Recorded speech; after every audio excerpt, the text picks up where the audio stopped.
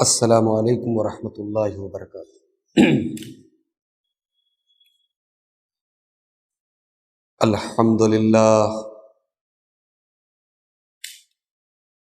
نحمده ونستعینه ونستغفره ونعوذ باللہ من شرور انفسنا ومن سیئات اعمالنا، من يهده الله فلا مضل له ومن يضلل فلا هادي له، وأشهد أن لا إله إلا الله وحده لا شريك له، وأشهد أن محمدا عبده ورسوله۔ يا أيها الذين آمنوا اتقوا الله حق تقاته ولا تموتن إلا وأنتم مسلمون۔ يا أيها الناس اتقوا ربكم الذي خلقكم من نفس واحدة وخلق منها زوجها وبث منهما رجالا كثيرا ونساء، واتقوا الله الذي تساءلون به والأرحام ان اللہ کان علیکم رقیبا۔ یا ایہا الذین آمنوا اتقوا اللہ وقولوا قولا سدیدا یصلح لکم اعمالکم ویغفر لکم ذنوبکم ومن یطع اللہ ورسولہ فقد فاز فوزا عظیما۔ اما بعد فإن خیر الحدیث کتاب اللہ وخیر الہدی ہدی محمد صلی اللہ علیہ وسلم وشر الامور محدثاتها وکل محدثۃ بدعہ وکل بدعۃ ضلالہ وکل ضلالۃ فی النار۔ اعوذ باللہ من الشیطان الرجیم، بسم اللہ الرحمن الرحیم۔ الف لام را تلک آیات الکتاب المبین انا انزلناہ قرآنا عربیا لعلکم تعقلون۔ نحن نقص علیک احسن القصص بما اوحینا الیک هذا القرآن وان کنت من قبلہ لمن الغافلین۔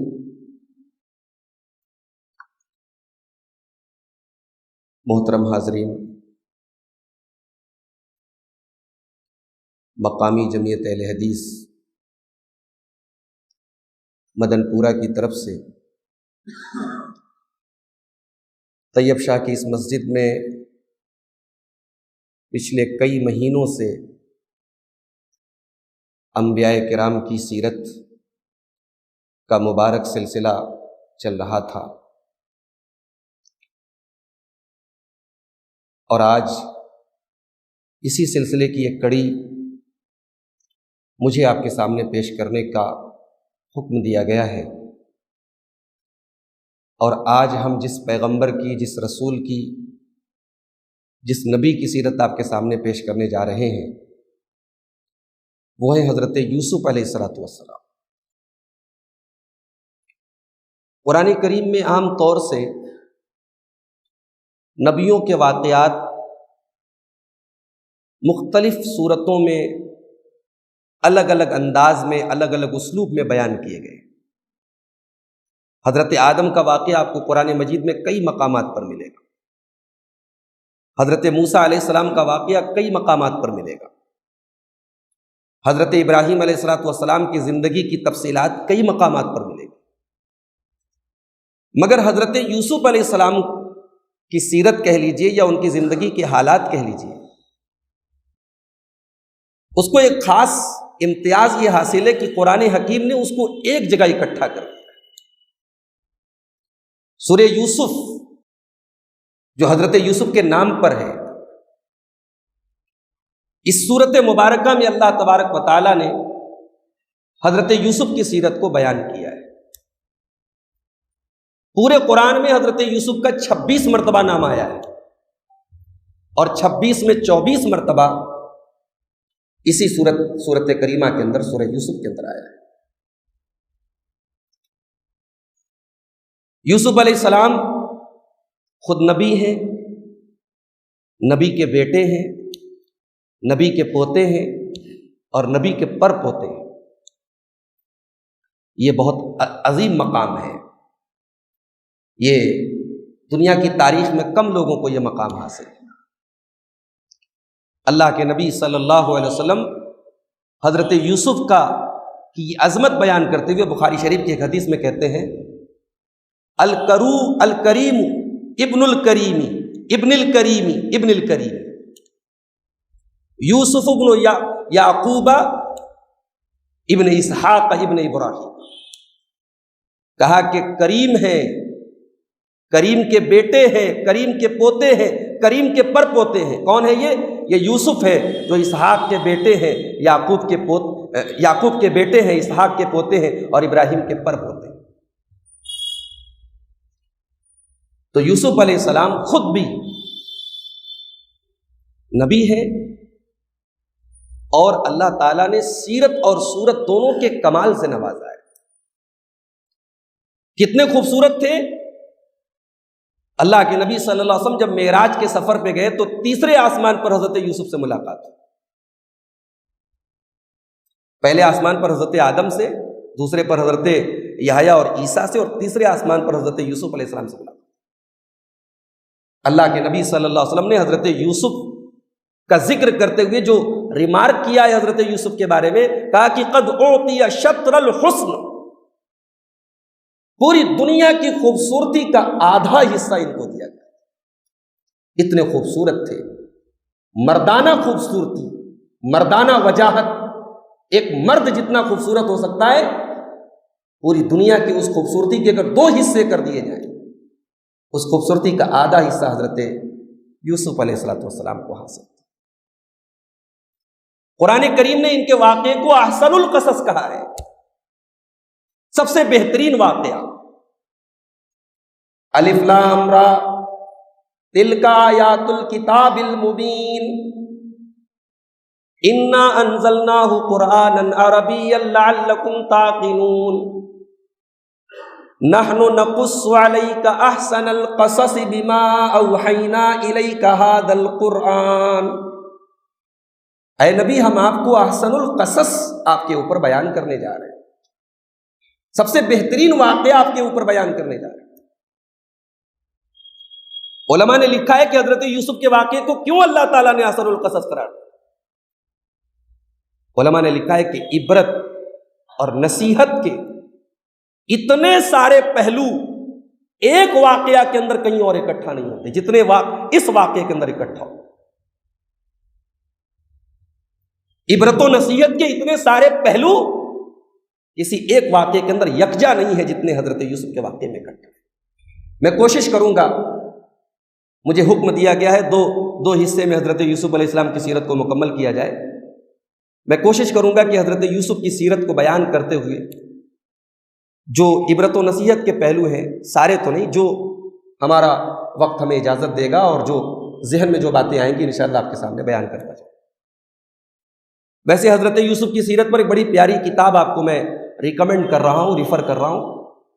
علامہ سلیمان منصور پوری رحمۃ اللہ علیہ ہماری جماعت کے بڑے چوٹی کے عالم ہیں، ان کی بڑی مشہور کتاب ہے رحمۃ للعالمین سیرت النبی کے اوپر، شاید آپ نے پڑھی بھی ہو۔ ان کی ایک پتلی سی کتاب ہے مہر نبوت، ہمارے مدرسوں میں بچوں کو پڑھائی جاتی ہے۔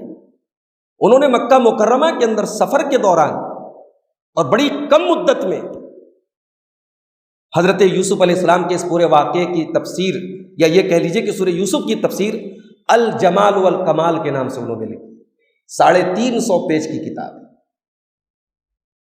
ہمارے جو پچھلے علماء تھے ان کی محنتوں کا مقابلہ آج کے علماء نہیں کر سکتے میرے بھائی۔ آج ہمارے پاس سہولتوں کے انبار ہیں، اس زمانے میں جب کہ حوالے کتابیں بڑی مشکل سے دستیاب ہوتی تھی، علامہ منصور پوری نے بڑی بہترین کتاب لکھی اور ایک ایک آیت کو انالائز کیا ہے، ایک ایک آیت کی بڑی بہترین اور بڑی عالمانہ اور بڑی فاضلانہ تفسیر کی ہے۔ اگر آپ کو لکھنے پڑھنے کا شوق ہو تو میرا مشورہ ہے کہ وقت نکالیں اور اس کتاب کا ضرور مطالعہ کریں۔ الجمال والکمال انٹرنیٹ پر PDF میں بھی موجود ہے، آپ مطالعہ کر سکتے ہیں۔ یوسف علیہ السلام کے واقعے کا آغاز ایک خواب سے ہوتا ہے۔ یوسف علیہ السلام کے 11 بھائی ہیں. ان کا ایک بھائی ان کا سگا بھائی ہے جس کا نام بنیامین بتایا جاتا ہے تفسیری روایات کے اندر، اور باقی 11 بھائی جو ہیں، 10 بھائی، وہ الگ ماں سے ہیں. باپ ایک ہے، ماں الگ ہے. تو ٹوٹل ان کے 11 بھائی تھے. حضرت یوسف اپنے بھائیوں میں سب سے چھوٹے تھے اور سب سے خوبصورت تھے اور سب سے نیک بھی تھے. ظاہر ہے کہ باپ کو اپنی اولاد میں عموماً چھوٹے بچے زیادہ عزیز اور پیارے ہوتے ہیں، اس لحاظ سے بھی یہ پیارے تھے. اور باپ چونکہ پیغمبر ہیں حضرت یعقوب علیہ السلام، تو بیٹے کے اندر وہ جوہر دیکھ رہے ہیں، ان کو محسوس ہو رہا ہے کہ میرا یہ بیٹا آگے چل کر کے نبی بنے گا. تو حضرت یعقوب اپنے اس بیٹے سے بے انتہا پیار کرتے ہیں. اب حضرت یوسف نے تقریباً 7 سال کی عمر میں ایک خواب دیکھا، اور وہ خواب انہوں نے اپنے باپ سے، اپنے والد محترم سے بیان کیا.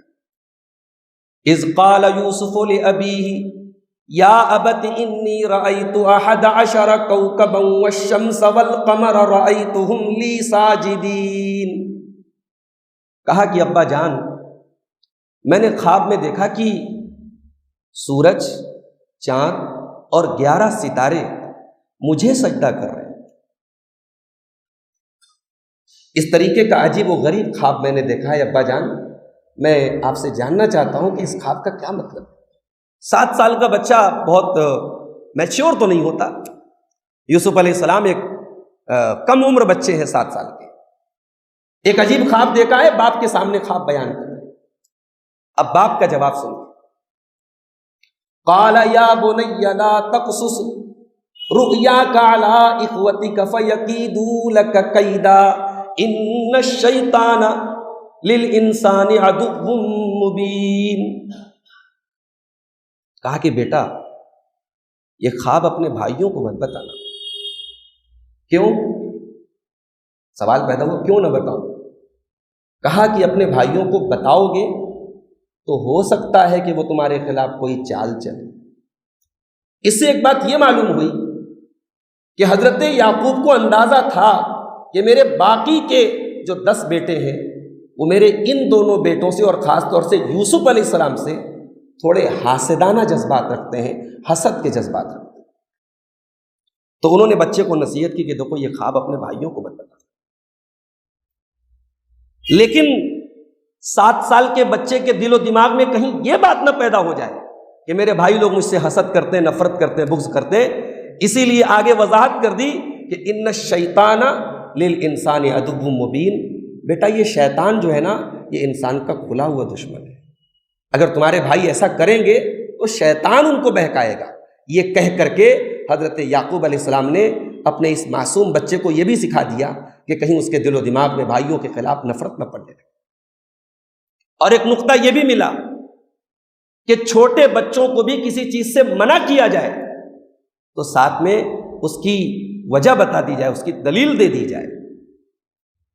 چھوٹے بچوں کو بہت ساری چیزوں سے منع کرتے ہیں، ایسا کام مت کرو، تو وجہ بتا دو یہ کام کیوں نہیں کرنا چاہیے. کبھی کبھی ہم لوگوں کو ایسا لگتا ہے کہ بچہ بہت چھوٹا ہے، لیکن یہ بات یاد رکھیے، بچے چھوٹے ضرور ہوتے ہیں لیکن ان کا جو ذہن ہوتا ہے بہت تیز ہوتا ہے. اور بچپن میں بعض باتیں والدین جو سکھا دیتے ہیں اس کا اثر ساری زندگی باقی رہتا ہے. اللہ کے نبی صلی اللہ علیہ وسلم کی زندگی میں ہمیں یہ چیز کثرت سے ملتی ہے. عبداللہ ابن عباس رضی اللہ تعالیٰ عنہ بہت کم عمر کے ہیں، 8 سال کی 10 سال کی عمر ہے. اللہ کے نبی کی خدمت کیا کرتے ہیں. رات کو جب اللہ کے نبی تہجد کے ٹائم اٹھتے ہیں، یہ وضو کا پانی لا کر کے اللہ کے نبی کو دیتے ہیں. اللہ کے نبی صلی اللہ علیہ وسلم اپنے ساتھ ان کو تہجد کی نماز میں شامل کرتے ہیں، اور رات کی تاریکی میں اللہ کے نبی دعا کرتے ہیں، اللہم فقہہ فی الدین، اللہم علمہ التاویل. اے اللہ تو عبداللہ ابن عباس کو قرآن کا عالم بنا دے، اے اللہ تو عبداللہ ابن عباس کو دین کی سمجھ دے دے. تو اپنے چھوٹے بچوں کو بھی نیک لوگوں سے قریب کرو، علماء سے قریب کرو. بچپن سے ان کے اندر دین کی محبت، علم دین کی محبت، علماء کی محبت پیدا کرو میرے بھائی. تو حضرت یعقوب نے کہا کہ بیٹا یہ خواب بھائیوں کو مت بتانا. اب یہ تو بتا دیا کہ بھائیوں کو خواب مت بتانا، لیکن وہ سوال تو ابھی بھی پیدا ہو رہا ہے نا کہ ابا جان میں نے یہ خواب دیکھا کیوں؟ تو اب اس کا جواب دے رہے ہیں. وَكَذَلِكَ يَجْتَبِيكَ رَبُّكَ وَيُعَلِّمُكَ مِن تَأْوِيلِ الْأَحَادِيثِ وَيُتِمُّ نِعْمَتَهُ عَلَيْكَ وَعَلَى آلِ يَعْقُوبَ كَمَا أَتَمَّهَا عَلَى أَبَوَيْكَ مِن قَبْلُ إِبْرَاهِيمَ وَإِسْحَاقَ۔ کہا کہ بیٹا اللہ تبارک و تعالیٰ تجھے چن لے گا۔ اس خواب کا مطلب ہے کہ تو اللہ تعالیٰ کے سلیکٹڈ بندوں میں شامل ہونے والا ہے، اور اللہ تعالیٰ اپنی نعمت تیرے اوپر تمام کر دے گا۔ بھائی اللہ تعالیٰ کی نعمتوں کو تو کوئی کاؤنٹ نہیں کر سکتا ہے نا، لیکن اللہ کسی کو نبی بنا دے یہ تو ظاہر ہے کہ یہ نعمتوں کا اتمام ہے۔ حضرت یعقوب نے کہا کہ اللہ اپنی نعمتیں تیرے اوپر تمام کر دے گا، اور تجھے خوابوں کی تعبیر کا علم اللہ تعالیٰ عطا فرمائے گا۔ خوابوں کی تعبیر کا علم جو ہے علماء کہتے ہیں یہ وہبی ہوتا ہے، یہ کسبی نہیں ہوتا، یہ کوئی ایسا نہیں ہوتا مدرسوں میں پڑھایا جائے، اللہ تعالیٰ کی طرف سے، یعنی انگریزی میں اس کو گاڈ گفٹڈ کہتے ہیں، حالانکہ اللہ کے لیے گاڈ کا لفظ استعمال نہیں کرنا چاہیے، لیکن عام زبان میں اس کو گاڈ گفٹڈ کہتے ہیں، اردو میں خدا داد کہتے ہیں۔ خوابوں کی تعبیر کا علم جو ہے یہ سیکھا نہیں جاتا ہے۔ ہمارے اساتذہ میں علامہ رئیس احمد ندوی رحمہ اللہ کے بارے میں لوگ بتاتے ہیں خواب کی تعبیر کے بڑے ماہر تھے، اور ماضی قریب کے اساتذہ کی بات کریں، ہمارے استاد محترم شیخ علی حسین سلفی رحمہ اللہ بھی خوابوں کی تعبیر بڑی سٹیک بتایا کرتے تھے۔ اور پیچھے اگر آپ چلے جائیں، علامہ ابو القاسم صاحب بنارسی رحمۃ اللہ علیہ کے بارے میں بھی اہل علم نے لکھا ہے کہ خوابوں کی تعبیر کے بڑے ماہر۔ تو کہا کہ میرے بچے اللہ تعالیٰ تجھے خوابوں کی تعبیر کا علم دے گا، اور تجھے اللہ تعالیٰ تیرے اوپر احسان کرے گا، اپنی نعمتیں تیرے اوپر تمام کرے گا، جیسے تیرے باپ دادا ابراہیم کے اوپر کیا، اسحاق کے اوپر کیا، ایسے ہی آل یعقوب کے اوپر بھی کرے گا۔ اب اس کے بعد قرآن کریم حضرت یوسف کے بھائیوں کی ایک میٹنگ کا تذکرہ کرتا ہے۔ بھائیوں کی ایک میٹنگ ہو رہی ہے، کس چیز کو لے کر میٹنگ ہو رہی ہے؟ یوسف کو کیسے قتل کیا جائے۔ اذ قالوا لیوسف وَأَخُوهُ أَحَبُّ إِلَىٰ أَبِينَا مِنَّا وَنَحْنُ عُصْبَةٌ إِنَّ أَبَانَا لَفِي ضَلَالٍ مُبِينٍ۔ بھائی لوگ میٹنگ کر رہے ہیں، کہہ رہے کیا بات ہے کہ ہمارا بھائی یوسف اور اس کا بھائی بنیامین یہ ہمارے باپ کو زیادہ عزیز ہے، ہم 10 بھائی ہیں، ایک ماں کی اولاد ہے، ہم سے اتنی محبت نہیں ہے جتنی محبت یوسف سے اور بنیامین سے۔ ان ابانا لفی ضلال مبین، ہمارا باپ گمراہ ہو گیا ہے، ہمارا باپ بھٹک گیا ہے، ہمارا باپ سٹھیا گیا ہے۔ اس قسم کے الفاظ اولاد اپنے باپ کے لیے استعمال کرتے، یہ نالائق اولاد کی نشانی ہے۔ میرے باپ غلط ہو سکتا ہے، باپ کے فیصلے غلط ہو سکتے ہیں، مگر باپ کے بارے میں اتنی گندی اور اتنی گھناؤنی تعبیر کہ ہمارا باپ گمراہ ہو گیا ہے، اور ایک پیغمبر کے، ایک نبی کے بارے میں، اس سے اندازہ ہوتا ہے کہ حضرت یوسف کے وہ جو 10 بھائی تھے اخلاقی اعتبار سے زوال کے شکار تھے۔ کہا کہ ہمارا باپ یوسف سے بڑی محبت کرتا ہے، بنیامین سے بڑی محبت کرتا ہے، ہم 10 بھائی ہیں، ہم سے اتنی محبت نہیں کرتا۔ اس سے ایک سبق اور ملا، آپ کے 5 بچے ہیں، ایک تو نیچرل بات ہے کہ کسی بچے سے محبت آپ کو زیادہ ہے۔ کبھی ایسا ہوتا ہے بعض بچوں کے اخلاق کی وجہ سے ان سے زیادہ محبت ہوتی ہے، کبھی ایسا ہوتا ہے کہ پہلی اولاد سے زیادہ محبت ہوتی ہے، کبھی ایسا ہوتا ہے آخری اولاد سے زیادہ محبت ہوتی ہے۔ محبت زیادہ اور کم ہو، مگر حسن سلوک میں، معاملات میں، لین دین میں آپ مساوات رکھیں میرے بھائی۔ یعقوب علیہ السلام یوسف سے محبت کرتے تھے، مگر وہ محبت ظاہر بھی کرتے تھے۔ بھائیوں کے درمیان یہ میسج چلا گیا، یہ پیغام چلا گیا، ہمارا باپ ہم سے کم محبت کرتا ہے، ہمارے بھائی سے زیادہ کرتا ہے۔ یہ پیغام بھائیوں میں نہیں پیدا ہونا چاہیے، باپ کو اس بات کا لحاظ رکھنا چاہیے۔ یہ بڑا نازک، یہ تربیت کے فن کی بڑی باریک بات ہے، یہ کہ اولاد کی تربیت میں اگر باپ نے اس چیز کو نظر انداز کر دیا، بھائیوں میں دشمنی پیدا ہوگی، اور وہ دشمنی آج نہیں تو کل اپنا اثر دکھائے۔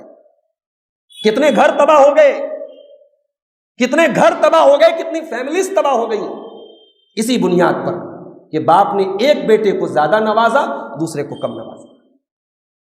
بھئی بیٹا نالائق سے نالائق بھی ہو، اگر آپ کی اولاد ہے، آپ کا بیٹا ہے، میری بات نوٹ کر لیجئے، آپ کو حق نہیں ہے اس کو لا دعویٰ لکھنے کا، جو ہمارے ہاں لا دعویٰ لکھتے ہیں نا، فلاں بیٹے کو ہم نے لا دعویٰ کر دیا، وہ دعویٰ نہیں کر سکتا، ہماری پراپرٹی سے محروم ہے وہ، آپ کو حق نہیں ہے، شرعی وارث ہے وہ بیٹا آپ کا، انتہائی نافرمان ہو، لیکن آپ کو حق نہیں ہے کہ اپنی پراپرٹی سے، اپنی وراثت سے اس کو محروم کریں۔ اور زندگی میں بھی اپنے بچوں کے درمیان انصاف کا معاملہ رکھیں، اللہ سے ڈریں۔ اللہ کے نبی نے اللہ سے ڈرنے کا حکم دیا ہے کہ واتقوا اللہ وعدلوا بین اولادکم، اللہ سے ڈرو اور اپنی اولاد کے درمیان انصاف کرو۔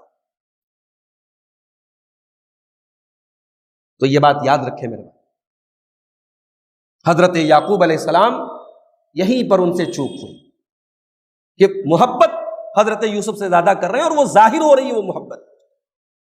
تو بھائی میٹنگ کر رہے ہیں سب مل کر، کہہ رہے ہیں ہمارا باپ گمراہ ہو گیا ہے اور یوسف سے زیادہ محبت کرتا ہے، بنیامین سے زیادہ محبت کرتا ہے، ہم سے کم کرتا ہے، اب کیا کیا جائے؟ اقتلوا یوسف، یوسف کو قتل کر دو، او اطرحوہ ارضا یخل لکم وجہ ابیکم، یا اس کو کہیں چھوڑ کے چلے آؤ، نہ رہے گا بانس نہ بجے گی بانسری۔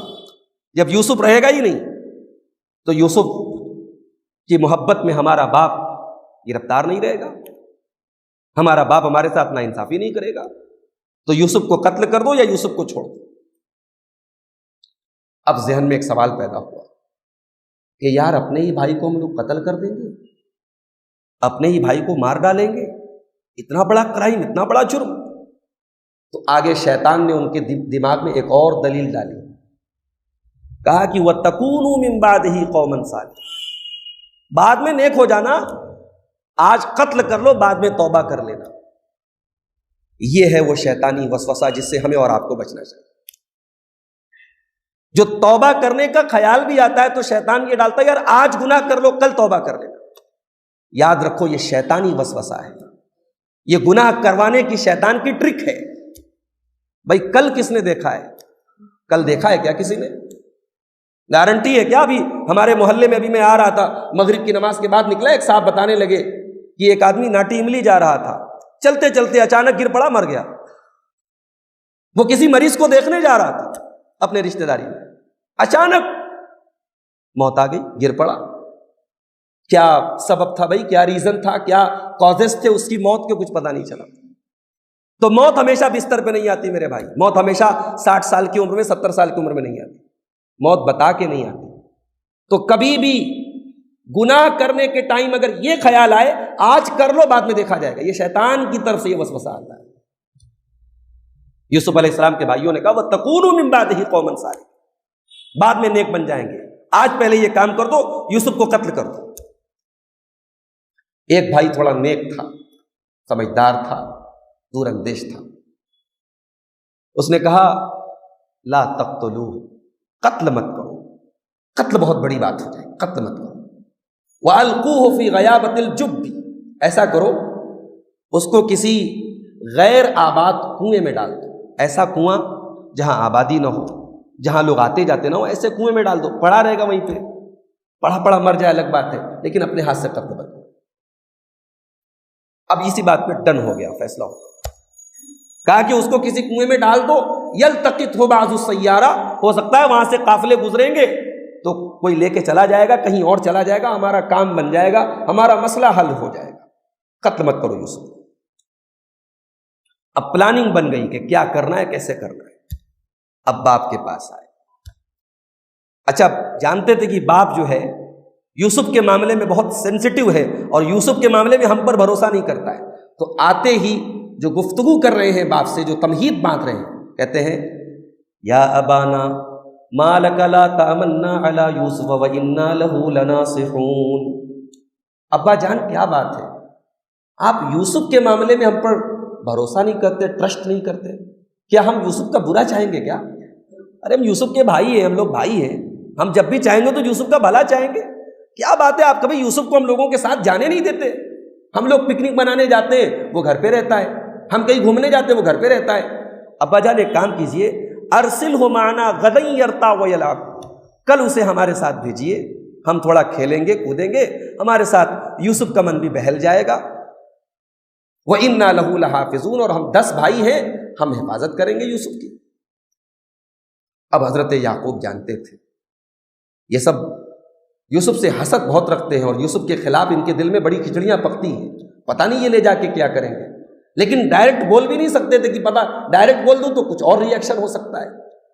تو کہا کہ انی لیحزننی ان تذهبوا بہ، دیکھو یوسف کو تم لے کے جاؤ گے تو یوسف کی دوری مجھے برداشت نہیں ہے، وَأَخَافُ أَن يَأْكُلَهُ الذِّئْبُ، اور مجھے یہ ڈر ہے کہ کہیں تم لے کے جاؤ اور بھیڑیا اس کو کھا جائے، جنگل میں جاؤ بھیڑیا کھا جائے، مجھے اس بات کا ڈر ہے، لہٰذا تم لوگ رہنے دو، وہ چلا جائے گا بعد میں گھومنے پھرنے، تم لوگ رہنے دو۔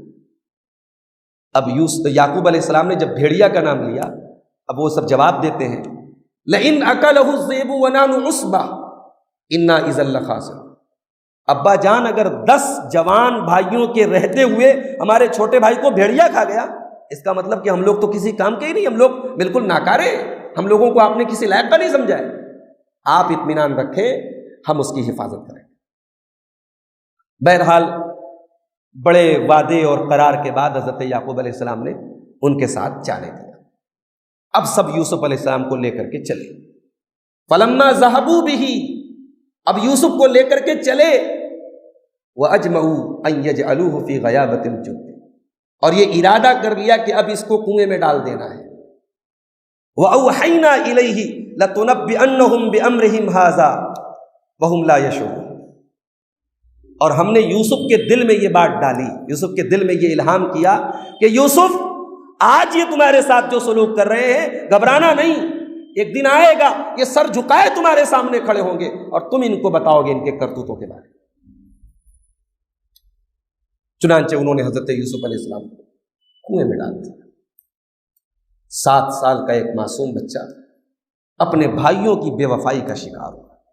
تاریخ میں ایسے واقعات کم دیکھنے کو ملتے۔ یوسف علیہ السلام کو کنویں میں ڈال کے، اب قرآن کریم نے تو واقعات کی تفصیل نہیں بیان کی ہے، قرآن نے بس اتنا ہی واقعہ بیان کیا ہے جس میں عبرت اور نصیحت کے پہلو۔ اب آپ تصور کیجئے کہ یوسف کے دل پہ کیا گزری ہوگی، اور وہ بھائی کتنے بے رحم ہوں گے جن کے سامنے ان کا معصوم بھائی کنویں کے اندر انہوں نے اس کو چھوڑا ہوگا، اور اس بھائی کے دل میں، اس کی آنکھوں میں کتنا جو ہے درد رہا ہوگا، اس کو ہم محسوس کر سکتے ہیں۔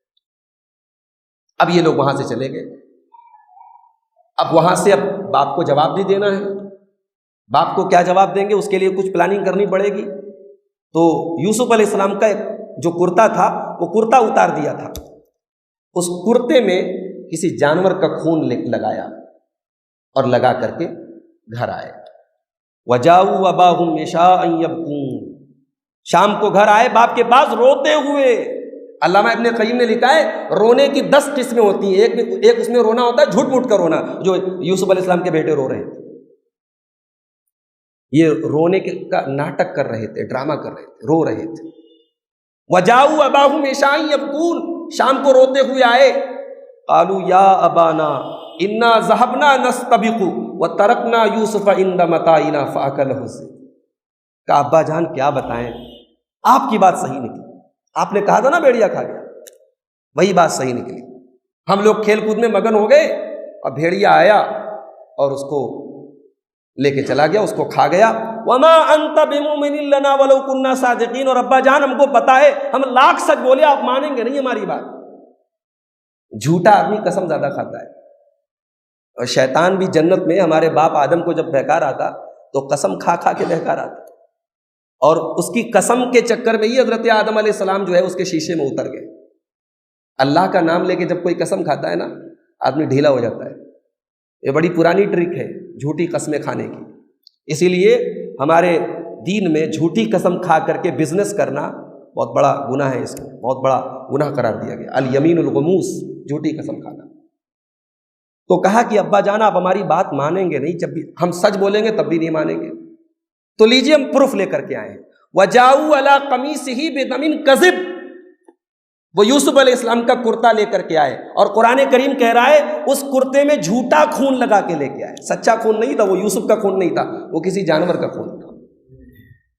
اب بھائی یعقوب علیہ السلام جب بھی تھے تو ان کے باپ تھے، جہاں دیدہ آدمی تھے، تجربے کار تھے، کہا کہ بیٹو بڑا مہذب بھیڑیا تھا، یوسف کو کھا گیا، کرتا کہیں سے نہیں پھٹا، پلاننگ تھوڑی کمزور رہ گئی تم لوگوں کی.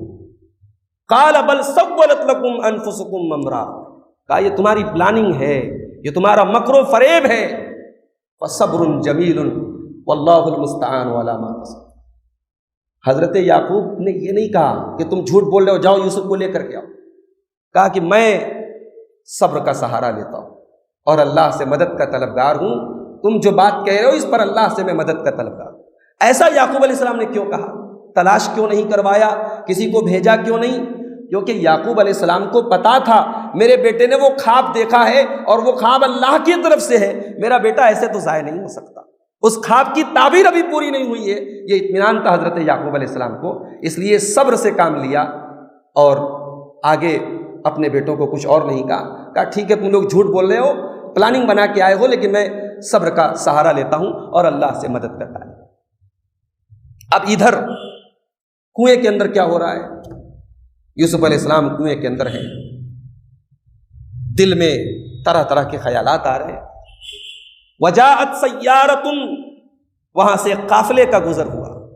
یہ قافلہ ملک شام سے مصر جا رہا تھا اور یہ اسماعیلیوں کا قافلہ تھا. حضرت اسماعیل کی نسل میں سے یہ لوگ تھے، ان کا قافلہ جا رہا تھا. فارسلوا واردہم، انہوں نے ایک آدمی کو پانی لینے کے لیے کنویں کے پاس بھیجا. فادلی دلوہ، اس نے اپنے ڈول کو کنویں میں ڈالا تو حضرت یوسف نے سمجھا کہ شاید کوئی اللہ کا بندہ آیا ہے اور اس ڈول میں وہ بیٹھ گئے. اب اس نے جو ڈول کھینچا تو باہر ایک خوبصورت بچہ، قالوا یا بشرا ھذا غلام، کارے مبارک ہو یہ غلام مل گیا مجھے. واسروہ بضاعۃ، اور انہوں نے حضرت یوسف علیہ السلام کو ایک سامان تجارت کی طرح چھپا کر کے رکھا. کہتے ہیں نا مال مفت دل بے رحم، جو مال مفت میں ملتا ہے آدمی جو ہے بڑا بے رحم ہوتا ہے اس کے بارے میں، اس کو اونے پونے بیچ دیتا ہے. واسروہ بضاعۃ، انہوں نے یوسف علیہ السلام کو سامان تجارت سمجھ کر کے چھپا لیا، کوئی دیکھ نہ لے، فری میں ملا ہے. واللہ علیم بما یعملون، اور وہ جو کر رہے تھے اللہ سب دیکھ رہا تھا، اللہ سب جان رہا ہے. وشروہ بثمن بخس دراہم معدودہ، اور انہوں نے یوسف علیہ السلام کو مصر کے بازار میں کوڑیوں کے دام بیچ دیا، بڑے سستے دام بیچ دیا. وَكَانُوا فِيهِ مِنَ الزَّاهِدِينَ، اتنا خوبصورت بچہ، ایک عام غلام ہوتا تو بڑی ویلو ہو سکتی تھی، لیکن ان کو چونکہ فری میں ملا تھا وہ پیچھا چھوڑانا چاہ رہے تھے کہیں پوچھ تاچھ کرنے کوئی نہ آ جائے، پتہ نہیں کس کا بیٹا ہے، تو جو دام ملا کوڑیوں کے دام حضرت یوسف کو بیچ دیا. اب حضرت یوسف کو کہاں لا کے انہوں نے بیچا ہے؟ مصر کی مارکیٹ میں. مصر اس زمانے کی بڑی سویلڈ سوسائٹی تھی، اس زمانے کی سب سے متمدن اور تہذیب اور ثقافت اور کلچر والی قوم مانی جاتی تھی. وہاں کا جو فوجی افسر تھا اس نے حضرت یوسف علیہ السلام کو، وہ ایسے ہی بازار جا رہا تھا، نظر پڑی، اس نے ایسے ہی خرید لیا، کوئی زیادہ بہت ویلیو نہیں دی، اس نے اہمیت نہیں دی، اس نے ایسے ہی خرید لیا اور اپنے گھر لے کے آیا. اب جب گھر لایا تو حضرت یوسف علیہ السلام نے کچھ دنوں سے جب وقت گزرا، حضرت یوسف علیہ السلام کا اخلاق دیکھا، ان کی پاک دامنی دیکھی، ان کی امانت دیکھی، ان کی خوبصورتی تو تھی ہی، تو ان سے بڑا متاثر ہوا وہ. حالانکہ بڑے لوگ اس زمانے میں بھی جو بڑے لوگ تھے وہ چھوٹے لوگوں کو منہ نہیں لگاتے تھے، اور مصر کا اپنا ایک کلچر تھا، وہ قبائلی لوگوں کو اور صحراؤں کے بدوی لوگوں کو تو اچھوت سمجھتے تھے، جو ہمارے ہندوستان میں دلتوں کے ساتھ جو سلوک ہوتا تھا، تو ان کی نظر میں تو بڑے حقیر تھے، ذلیل تھے. بھئی یہ ملک شام کا کسی دیہات کا رہنے والا غلام زادہ ہے، غلام کا بیٹا ہے. لیکن حضرت یوسف علیہ السلام نے کچھ ہی دنوں کے بعد اپنا دل جیت لیا، ان لوگوں کا دل جیت لیا. اب وہی آدمی عزیز مصر جو تھا وہ اپنی بیوی سے کہتا ہے اکرمی مثواہ، یہ بچہ ہے بڑا پیارا، اس کو جو ہے عزت کے ساتھ اپنے گھر میں ہم رکھیں گے. عسیٰ ان ینفعنا، یہ بچہ آگے چل کر کے ہمارے کام آئے گا. او نتخذہ ولدا، یا ہمیں اللہ تعالیٰ نے بیٹا نہیں دیا، ہم اس کو بیٹا بنا لیں گے. حضرت یوسف علیہ السلام کو بیٹے کی طرح پالنے لگا عزیز مصر. اب آپ غور کیجیے میرے بات، حضرت یوسف علیہ السلام کے حالات پر نظر ڈالیے کہ بھائیوں نے پیدا ہوئے، ماں چند دنوں کے بعد ماں کا سایہ سر سے اڑ گیا، باپ کی پرورش میں پلے بڑے ہیں، اور 7 سال کی عمر میں بھائیوں نے دھوکہ دیا ہے، اور اس کے بعد غلام بن کر کے مصر میں بیچے جا رہے ہیں. اتنے سارے حالات پریشانیوں کے آئے، مگر ایک پیغمبر کا بیٹا ہونے کے باوجود، ایک عظیم خاندان کا بیٹا ہونے کے باوجود حضرت یوسف نے جزا فضا نہیں کی، اللہ کی تقدیر پر راضی رہے، اللہ کے فیصلے پر راضی رہے، مصیبتوں سے گھبرائے نہیں۔ اور اسی کا نام اسلام ہے میرے بھائی۔ زندگی میں پرابلمز، ٹینشن، مسائل یہ آتے ہیں، مسائل کو فیس کرو، پرابلمز کو فیس کرو، مسائل کا سامنا کرو۔ مسائل سے بھاگنا اسلام نہیں سکھاتا۔ اسلام میں جو تقدیر کا عقیدہ ہے وہ ہمیں یہی سکھاتا ہے کہ ہماری تقدیر میں جو لکھا ہے وہ ہونے والا ہے۔ جو تقدیر میں ہمارے جو مصیبتیں، پریشانیاں لکھی ہم بچ نہیں سکتے، اور جو نعمتیں ملی ہیں کوئی چھین نہیں سکتا۔ یہ جو آج کل خودکشی کے واقعات ہو رہے ہیں، کیوں ہو رہے ہیں؟ یہ ہمارا نوجوان جو ڈپریشن کا شکار ہو رہا ہے، کیوں ہو رہا ہے؟ کیونکہ ایمان کی کمزوری ہے، تقدیر کے عقیدے کی کمزوری ہے۔ جس کا تقدیر پر ایمان ہو، جس کا اللہ پر ایمان ہو، وہ کبھی خودکشی نہیں کر سکتا۔ یوسف علیہ السلام نے ہمیں اور آپ کو ایک نمونہ دیا ہے کہ حالات اتنے برے آئے، لیکن پوری زندگی میں یوسف کی زبان پر حرف شکایت نہیں آیا۔ غلام بن کر کے آئے ہیں، اب اس گھر میں عزت مل رہی ہے، بیٹے کی طرح پالا جا رہا ہے۔ اللہ کہتا ہے وَكَذَلِكَ مَكَّنَّا لِيُوسُفَ فِي الْأَرْضِ، دیکھو ہم نے یوسف کو کیسے زمین میں ٹھکانہ دیا، ہم نے یوسف کو کیسے زمین میں ٹھکانہ دیا۔ وَلِنُعَلِّمَهُ مِن تَأْوِيلِ الْأَحَادِيثِ، اور آگے چل کر کے ہم انہیں خوابوں کی تعبیر کا علم بھی دینے والے ہیں۔ وَاللَّهُ غَالِبٌ عَلَىٰ أَمْرِهِ وَلَٰكِنَّ أَكْثَرَ النَّاسِ لَا يَعْلَمُونَ، اللہ تبارک و تعالیٰ اپنے فیصلے پر غالب ہے، وہ جو حکم چاہتا ہے وہی ہوتا ہے، لوگ اس بات کو نہیں سمجھتے۔ یہ قرآن کی اس ٹکڑے کو یاد رکھو، وَاللَّهُ غَالِبٌ عَلَىٰ أَمْرِهِ، دنیا کی بڑی بڑی طاقتیں اور بڑے بڑے سپر پاور ایک طرف، اور میرے رب کا پاور اور میرے رب کی طاقت ایک طرف۔ یوسف کے بھائیوں نے جب یوسف کو کنویں میں ڈالا تھا، انہوں نے سوچا بھی نہیں ہوگا کل مصر کے اقتدار پر میرا یہ بھائی پہنچ جائے گا، اور کل ایک ایسا وقت بھی آئے گا کہ ہم بھکاری بن کر کے اس بھائی کے دربار میں جا کر کے سر جھکائے کھڑے۔ واللہ غالب علی امرہ، عروج و زوال کی جو داستان حضرت یوسف کے واقعے میں ملتی ہے میرے بھائی، وہ کم ملتی ہے۔ اللہ نے کہا ہم اپنے فیصلے کو نافذ کرتے ہیں، ہم جو چاہتے ہیں وہ ہوتا ہے، وَلَٰكِنَّ أَكْثَرَ النَّاسِ لَا يَعْلَمُونَ، لیکن اکثر لوگ نہیں سمجھتے۔ دیہات کے رہنے والے حضرت یوسف علیہ السلام، مصر جیسی تمدن والی اور تہذیب والی قوم میں ان کے گھر میں جا کر کے اپنے اخلاق سے لوہا منوایا۔ بھئی کون سی یونیورسٹی سے پڑھا تھا حضرت یوسف؟ کون سے کالج سے پڑھا تھا؟ ڈگری کون سی تھی؟ سرٹیفکیٹ کون سا تھا؟ قرآن کہتا ہے وَلَمَّا بَلَغَ أَشُدَّهُ آتَيْنَاهُ حُكْمًا وَعِلْمًا، یوسف کو کسی یونیورسٹی نے کوئی ڈگری نہیں دی، کسی کالج نے کوئی ڈگری نہیں دی، اللہ نے انہیں علم دیا، اللہ نے انہیں فیصلہ کرنے کی طاقت دی، ہم نے انہیں علم دیا، ہم نے انہیں حکمت دی۔ اب یوسف علیہ السلام 7 سال سے 15 سال کے ہو گئے، اسی گھر میں جوان ہوئے، اور جوان ہوتے ہوتے ان کی مردانہ وجاہت اور خوبصورتی کے جوہر سامنے آئے، ایک انتہائی خوبرو اور خوبصورت نوجوان کی شکل میں۔ اب 15 سال ان کی عمر ہو گئی۔ اب جب وہ جوان ہوئے اور زندگی کا ایک اہم موڑ ان کے مرحلہ آیا، اب ایک اور بڑی آزمائش ان کی زندگی میں آئی۔ عزیز مصر کی بیوی، جس کے گھر میں وہ بچے کی طرح پلے تھے اور اپنی زندگی کے 7-8 سال گزارے تھے، اب جب 15 سال کے جوان رانا ہوئے ہیں تو وہ فریفتہ ہو گئی ان کے اوپر، اور وہ ان کے ساتھ غلط کام کا ارادہ کرنے کا اس نے ٹھان لیا۔ اب یہاں سے یوسف علیہ السلام کی زندگی کا ایک بڑا ہی اہم موڑ اور بڑا ہی اہم واقعہ آیا۔ اللہ نے فرمایا وَرَاوَدَتْهُ الَّتِي هُوَ فِي بَيْتِهَا عَن نَّفْسِهِ وَغَلَّقَتِ الْأَبْوَابَ، جس عورت کے گھر میں یوسف رہا کرتے تھے اسی عورت نے ان کے اوپر ڈورے ڈالے۔ بھائی وہ جب بھی تھی ملکہ تھی، اس گھر میں تو غلام کی حیثیت سے رہتے تھے نا حضرت یوسف۔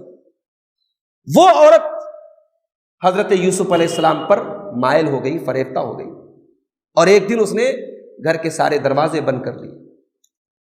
وقالت حیت لک، اور اس نے کہا کہ اے یوسف تم میرے پاس آ جاؤ، یعنی وہ حضرت یوسف کو خود گناہ کی دعوت دے رہی۔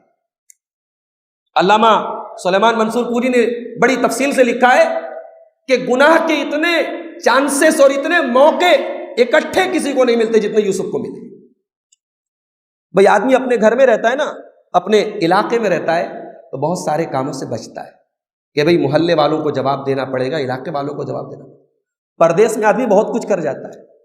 یوسف علیہ السلام اپنے گاؤں میں نہیں، اپنے وطن میں نہیں، پردیس میں ماں باپ سے دور ہے، گاؤں والوں سے دور ہے، کسی کو حساب نہیں دینا، اور پھر جس گھر میں رہ رہے اسی گھر میں یہ واردات ہو رہی ہے، باہر کا انسیڈنٹ نہیں ہے، باہر کا واقعہ نہیں ہے، اور جو عورت گناہ کی دعوت دے رہی ہے اس کے اوپر کوئی شک نہیں کر سکتا، اس گھر میں رہنا ہے حضرت یوسف علیہ السلام کا، اور عورت خود بلا رہی ہے، اور گھر کے سارے دروازے بند ہیں، کوئی حساب لینے والا نہیں، کوئی پوچھنے والا نہیں، کسی سیکیورٹی کا ڈر نہیں، کسی کیمرے کا ڈر نہیں، کسی پولیس کا ڈر نہیں۔ ڈر ہے تو اللہ کا ڈر ہے، فکر ہے تو آخرت کی فکر ہے، احساس ہے تو اللہ کے سامنے جواب دینے کا احساس ہے۔ آج ہمارے نوجوانوں کے لیے بہت بڑا میسج ہے حضرت یوسف کے اس واقعے، خاص طور سے ہمارے لڑکے لڑکیاں جب 15 سال 16 سال کے ہوتے ہیں، جس کو ٹین ایجر کی عمر کہا جاتا ہے، ٹین ایج جس کو کہا جاتا ہے، یہ بڑی خطرناک عمر ہوتی ہے، اٹریکشن کی عمر ہوتی ہے، اور اٹریکشن انسان کو زنا تک لے کے چلا جاتا ہے۔ بھائیو، کوئی لڑکا یا لڑکی اگر جوان ہے اور اٹریکشن کی بیماری اسے ہو گئی تو اس کا علاج نکاح ہے، اس کا علاج زنا نہیں ہے۔ ایک لڑکا ایک لڑکی جب جوان ہو جائے، بالغ ہو جائے، تو شریعت نے اس کی جو نیچرل فیلنگز ہیں، ان احساسات اور ان فیلنگز کو صحیح اور فطری طریقے سے پورا کرنے کے لیے نکاح کا سسٹم بنایا ہے۔ اس کا علاج زنا نہیں ہے، اس کا علاج ناجائز دوستیاں نہیں ہے، اس کا علاج پارکوں میں اور تفریح گاہوں میں گھومنا نہیں ہے، اس کا علاج نکاح کے مقدس بندھن میں بندھ جانا ہے۔ یوسف علیہ السلام کو وہ عورت بلا رہی ہے، اب یوسف علیہ السلام جواب کیا دیتے ہیں؟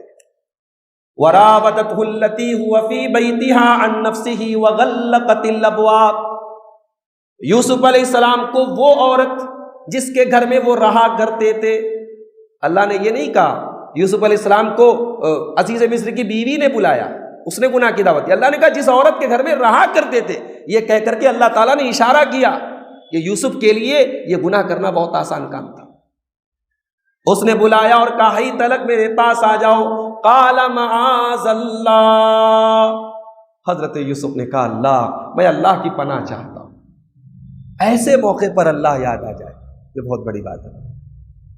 گناہ کے موقع پر اللہ یاد نہیں آتا، لیکن یہی متقی لوگوں کی نشانی، متقی لوگوں کی نشانی یہ نہیں ان سے گناہ نہیں ہوتا، متقی لوگوں کی نشانی یہ نہیں ان کے خیالات کبھی بہکتے نہیں، ان کے قدم کبھی بہکتے نہیں، متقی کی پہچان یہ ہے اس کو گناہ کے موقع پہ اللہ یاد آ جائے۔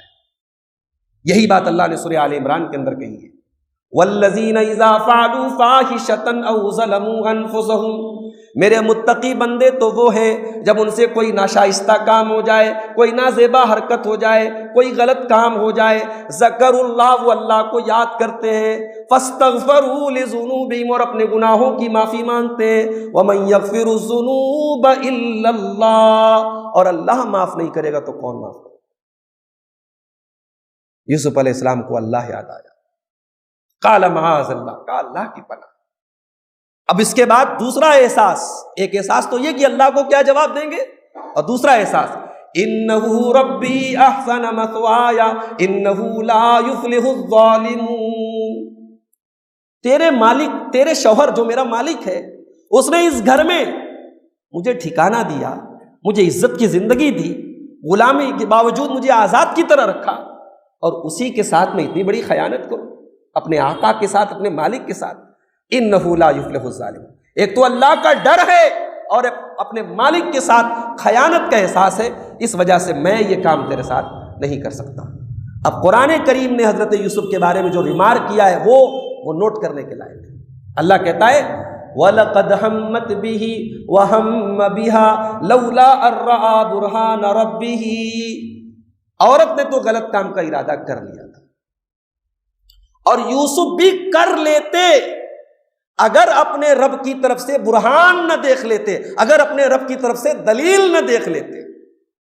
ایک ترجمہ تو اس آیت کا یہ ہے، اور ایک ترجمہ اور کیا جا سکتا ہے کہ عورت نے غلط کام کا ارادہ کر لیا اور یوسف کے دل میں بھی خیال آیا۔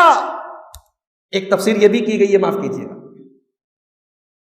بھئی، آپ روزے کی حالت میں پیاسے ہیں، سامنے ٹھنڈا پانی آیا تو ایک سیکنڈ کے لیے ہی صحیح دل میں پیاس تو پیدا ہوئی نا، پیاس پیدا ہوئی، روزہ توڑنے کا خیال نہیں آیا، لیکن پیاس، پانی کی طلب پیدا ہوئی۔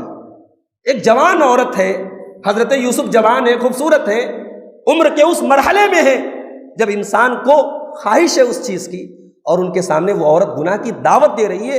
ایک لمحے کے لیے حضرت یوسف علیہ السلام کے دل میں میلان آیا، انسان ہونے کے ناطے، بشر ہونے کے ناطے، مگر اپنے رب کی دلیل کو دیکھنے کے بعد انہوں نے ریجیکٹ کر دیا۔ اور رب کی دلیل کیا تھی؟ بعض مفسرین نے لکھا ہے کہ حضرت یعقوب علیہ السلام کا چہرہ ان کے سامنے آ گیا تھا، مگر صحیح اور معتبر تفسیر یہی ہے کہ یہ جو دو باتیں انہوں نے کہی تھی، ایک اللہ کا ڈر اور ایک کہ میں اپنے مالک کے ساتھ اتنی بڑی خیانت کروں، یہی وہ دلیل ہے جو اللہ نے ان کے دماغ میں ڈالی۔ ان کے دماغ میں یہ خیال آیا کہ اللہ کو کیا جواب دوں گا اور اپنے مالک کے ساتھ اتنی بڑی میں خیانت نہیں کر سکتا۔ اس دو وجہ سے انہوں نے اپنے آپ کو اس غلط چیز سے بچا لیا۔ اللہ کہتا ہے کذالک لنصرف عنہ السوء والفحشاء، ہم نے یوسف سے بے حیائی کو دور کر دیا، ہم نے بے حیائی سے بچا لیا۔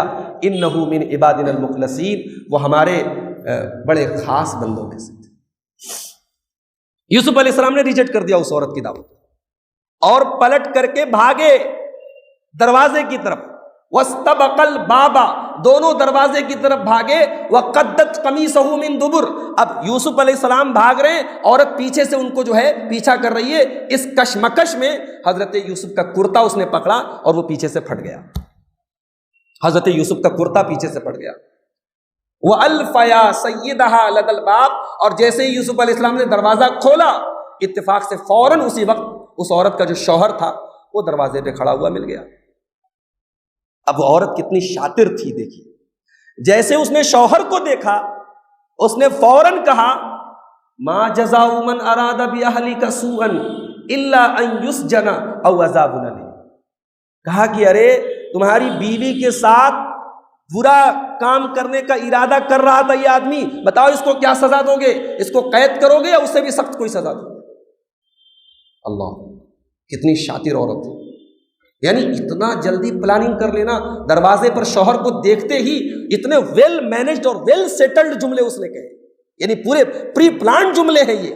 اس جملے کے اندر کتنی پلاننگ ہے کہ ارے دیکھو یہ میرے ساتھ غلط کام کرنے کا ارادہ کر رہا تھا، بتاؤ اس کو کیا سزا دی جائے۔ اب حضرت یوسف علیہ السلام اپنی صفائی دے رہے ہیں کہ نہیں غلط بول رہی ہے، یا راودتنی عن نفسی، یہ مجھے بہلا رہی تھی غلط کام کی طرف لے، میرا ایسا کوئی ارادہ نہیں تھا۔ اس سے پتہ چلا جہاں صفائی کی ضرورت پڑے وہاں صفائی دینا بھی ضروری ہے۔ آپ کے کیریکٹر پر الزام لگے، آپ کے کردار پر انگلیاں اٹھے اور آپ کے میں پرواہ نہیں کرتا، نہیں صاحب پرواہ کیجئے۔ کیریکٹر پر اگر سوال اٹھ رہے ہیں تو اپنی صفائی پیش کیجئے اور اپنی بے گناہی کا ثبوت دیجئے۔ حضرت یوسف علیہ السلام نے فوراً کہا میں یہ جھوٹ بول رہی ہے، میں بالکل بے گناہ ہوں، یہ مجھے غلط کام کی طرف بلا رہی تھی۔ اچھا اب فیصلہ کیسے کیا جائے؟ اللہ تعالیٰ نے فیصلہ کرنے کے لیے اس عورت کے ریلیشن کا ہی ایک آدمی وہاں پہ آ گیا۔ وَشَهِدَ شَاهِدٌ مِّنْ أَهْلِهَا، اس عورت کے گھر والوں میں سے ایک آدمی نے گواہی دی۔ یہ کون تھا؟ مفسرین نے لکھا اس عورت کا کزن تھا، اس کا چچا زاد بھائی تھا۔ اس نے کہا میرے پاس ایک طریقہ ہے دودھ کا دودھ اور پانی کا پانی کرنے کا۔ عورت سچ بول رہی ہے کہ یوسف سچ بول رہے ہیں، ایک طریقہ ہے میرے پاس۔ ان کان قمیصہ قد من دبر ان کان قمیصہ قد من قبل فصدقت وهو من الکاذبین، کہا کہ اگر یوسف کا کرتا آگے سے پھٹا ہے، کرتا پھٹا ہے سب کو نظر آ گیا، کہا اگر ان کا کرتا آگے سے پھٹا ہے، اس کا مطلب یہ ہوا کہ یوسف علیہ السلام زبردستی کر رہے تھے اور عورت نے اپنے بچاؤ میں جو ہے ان کے کرتے کو پکڑا ہے اور ان کا کرتا پھٹ گیا ہے، تو اس کا مطلب عورت سچ بول رہی ہے اور یوسف جھوٹ بول رہے ہیں۔ وَإِن كَانَ قَمِيصُهُ قُدَّ مِن دُبُرٍ، اور اگر یوسف کا کرتا پیچھے سے پھٹا ہے، اس کا مطلب یوسف بھاگ رہے تھے، عورت پیچھا کر رہی تھی اور کرتا عورت نے پھاڑا ہے۔ فَكَذَبَتْ وَهُوَ مِنَ الصَّادِقِينَ، تو ایسی صورت میں یوسف سچے ہیں اور عورت جھوٹی ہے۔ فَلَمَّا رَأَىٰ قَمِيصَهُ قُدَّ مِن دُبُرٍ، جب عزیز مصر نے دیکھا کہ کرتا تو پیچھے سے پھٹا ہے، سمجھ گیا کہ میری عورت جو ہے، میری بیوی یہی بد چلن ہے، تو اس نے کہا اِنَّهُ مِن كَيْدِكُنَّ، یہ تمہاری چال ہے، اپنی بیوی سے کہہ رہا ہے یہ تمہاری چال ہے، اِنَّ كَيْدَكُنَّ عَظِيمٌ، اور عورتوں کی چال بڑی عظیم ہوتی ہے۔ ہماری مائیں بہنیں اگر سن رہی ہوں تو برا نہ مانیں، ساری عورتوں کی بات نہیں ہو رہی ہے، ساری عورتوں کی بات نہیں ہو رہی ہے۔ اور علماء نے یہ بھی لکھا ہے کہ یہ عزیز مصر کا کمنٹ ہے، یہ اللہ تعالیٰ کا کمنٹ نہیں ہے۔ اللہ تعالیٰ یہ بات نہیں کہہ رہا ہے، یہ عزیز مصر کہہ رہا ہے کہ عورتوں کی چال بڑی خطرناک ہوتی ہے۔ تو اس نے کہا یہ تمہاری چال ہے اور تمہاری چال بڑی خطرناک ہوتی ہے۔ اس کے بعد اس نے یوسف سے کہا یوسف اعرض عن ھذا، اے یوسف جانے دو معاملہ، درگزر کرو، رفع دفع کرو، واستغفری لذنبک، اور اپنی بیوی سے کہہ رہا ہے تو اپنے گناہ کی معافی مانگ اللہ سے، انک کنت من الخاطئین، تو بہت بڑی خطا کار ہے، گنہگار ہے۔ اس سے ایک اندازہ یہ بھی ہوتا ہے کہ اس زمانے کی سوسائٹی میں حیا اور شرم نام کی چیز بہت کم تھی، ورنہ ایک غیرت مند مرد جو ہے وہ تو ایسی بیوی کو پسند ہی نہیں کرے گا۔ اپنی بیوی کو سمجھا رہا ہے کہ تو غلط کام کر رہی ہے، اپنے گناہ کی معافی مانگ، اتنا کہہ کر کے بس اس اتنے کو کافی سمجھا۔ اس کا مطلب کہ بہت ہی جو ہے لو گریڈ کی سوسائٹی تھی اور شرم و حیا کی بڑی کمی تھی اس سوسائٹی کے اندر، اور اس کا اندازہ آگے کے واقعات سے بھی ہوتا ہے۔ بہرحال عزیز مصر نے اس معاملے کو یہیں پہ دبا دیا اور یہ چاہا کہ معاملہ رفع دفع ہو جائے، لیکن کہتے ہیں کہ عشق اور مشک چھپائے نہیں چھپتا۔ یوسف علیہ السلام سے عزیز مصر کا جو معاملہ ہوا تھا اور اس نے جو غلط کام کا ارادہ کیا تھا، یہ بات مصر کی ہائی سوسائٹی میں اور اس سوسائٹی کی خواتین میں یہ بات مشہور ہو گئی، اور پھر آگے کی آیتوں میں واقعات ذکر ہیں جس کو ہم انشاءاللہ اس سیریز کے اگلے قسط میں آپ کے سامنے بیان کریں گے۔ اللہ سے ہم دعا کرتے ہیں رب العالمین اس واقعے کو، اس سیرت کو جو ہم یوسف علیہ السلام کی بیان کرنے جا رہے ہیں، اس واقعے سے ہم سب کو عبرت اور نصیحت حاصل کرنے کی توفیق عطا فرمائے۔ رب العالمین ہمیں قرآن کریم کو پڑھنے کی، اس پر غور کرنے کی اور عمل کرنے کی توفیق عطا فرمائے جب تک ہم دنیا میں زندہ رہیں، اسلام پر زندہ رہیں، اور خاتمہ ہم سب کا ایمان پر ہو۔ آمین۔ وآخر دعوانا ان الحمد للہ رب العالمین، والسلام علیکم ورحمۃ اللہ وبرکاتہ۔